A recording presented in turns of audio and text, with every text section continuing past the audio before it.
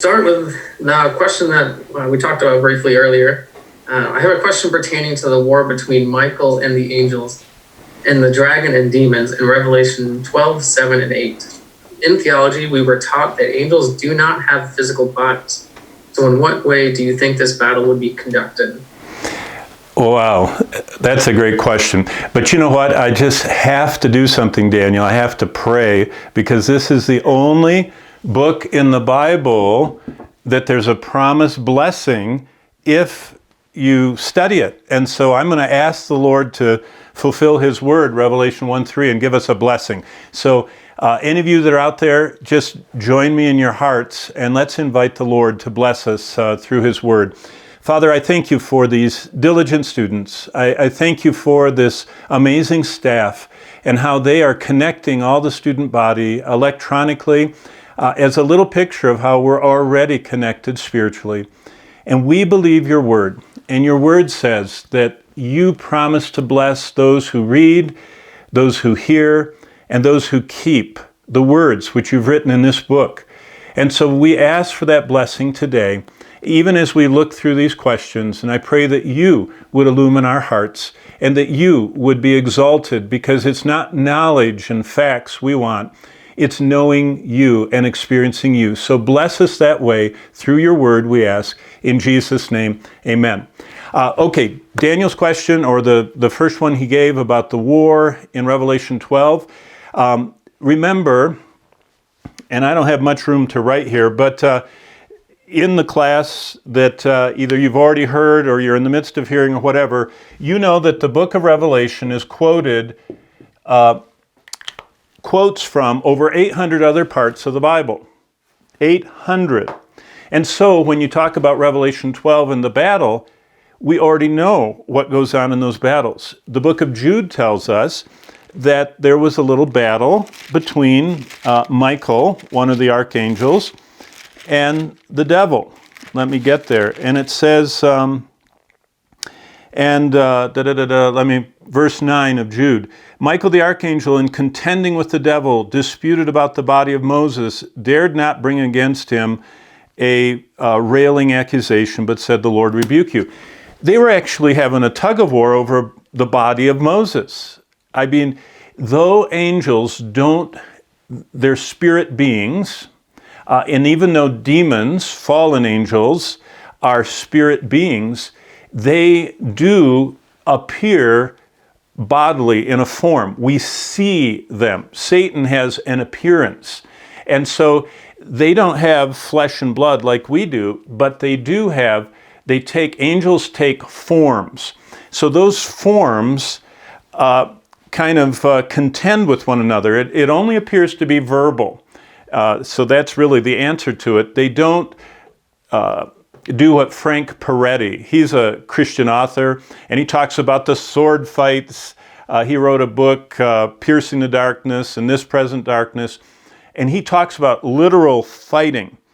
The Bible doesn't describe that clearly, but what it does say is that angels face off with demons, or angels unfallen with Satan, and when they face off, the angels look to the Lord and say, "You, Lord, take care of him." It never says they sword fight. So that's a picture for us, because we would feel, hey, if I don't have an angel's sword, I won't make it. The Lord said he is the one that defeats the devil. So in Revelation 12, what happens is Satan is no longer allowed. Let me see if I can turn my little thing here. I've been drawing. I'll get over here. I've been drawing. Daniel told me this was coming. This is the throne of God in heaven. This is the earth right here, the cross, the empty tomb. This is Abraham's bosom, the bottomless pit, Tartarus, lake of fire. So these items, this is all on the earth. This is in heaven. What we see is, up until Revelation 12, Satan is allowed to come with his fallen angels right in front of the throne of God. Job chapter 1 tells us, Job, actually 1 and 2, and other, 1 Kings and other passages say Satan at this present time is allowed to come up and accuse us and fight against everything we're doing and point to our sins.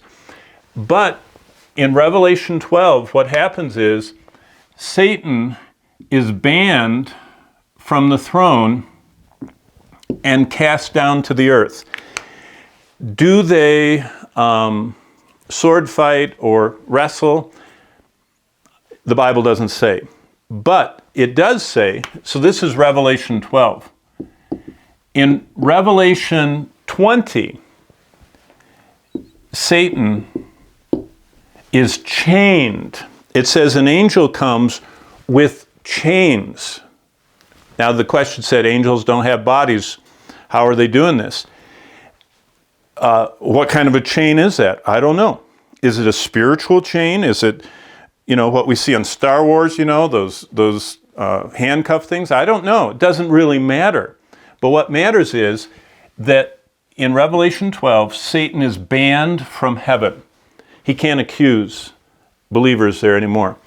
In Revelation 20, he's actually chained and put into this bottomless pit, which, by the way, you can't read very well my board, but Tartarus, Peter tells us, is the lower part of the bottomless pit, and there are angels already chained down there. And so, what a great question, whoever asked that. But yes, there are battles in heaven in Revelation 12. No, angels don't have physical bodies. Yes, there is conflict. Yes, there is even chaining and imprisonment, like we see in Revelation 20 and in 2 Peter. So what I would say is that the Bible is emphasizing the fact that God is in control, so his sovereignty, and that God is the one who wins the victory. For us as humans, we like the details, kind of like the lightsaber stuff. God says, no, the angels fought, they caused 1/3 Satan's army to be confined to the earth. That's what's going to make the tribulation so bad. This is in the midpoint. The second half of the tribulation, all the demons and all of Satan's activities are totally confined to the earth because of that battle.